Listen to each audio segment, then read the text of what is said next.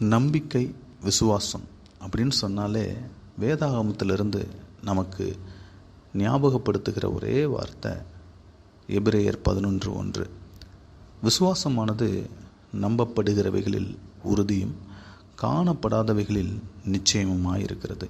இது ஆங்கிலத்தில் now faith is the substance of things hoped for, the evidence of things not சீன்னு குறிப்பிட்டிருக்கிறாங்க. இந்த வசனத்தில் நம்பிக்கையை ஆங்கிலத்தில் ஹோப்புன்னு சொல்லியிருக்கிறாங்க.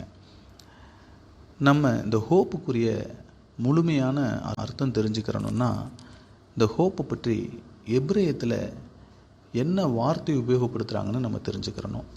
எபிரேயத்தில் இந்த ஹோப்புக்கு டிக்வா அப்படின்ற ஒரு வார்த்தையை உபயோகப்படுத்துகிறாங்க. இந்த டிக்வா என்ற வார்த்தை குவா என்ற வார்த்தையிலிருந்து வந்ததாக சொல்லப்படுகிறது. அப்போது இந்த குவான்ற வார்த்தையுடைய அர்த்தத்தை நம்ம தெரிஞ்சுக்கிட்டோம்னா டிக்வா என்ற வார்த்தையின் அர்த்தத்தை எளிமையாக புரிஞ்சுக்கலாம். இந்த நம்பிக்கை என்ற இந்த டிக்வான்ற வார்த்தையை நம்ம எளிமையாக புரிஞ்சுக்கிட்டோம் அப்படின்னா இந்த வசனத்தில் இந்த நம்பிக்கைன்ற வார்த்தை எதை மையப்படுத்துகிறது என்பதை நாம் எளிமையாய் புரிந்து கொள்ளலாம்.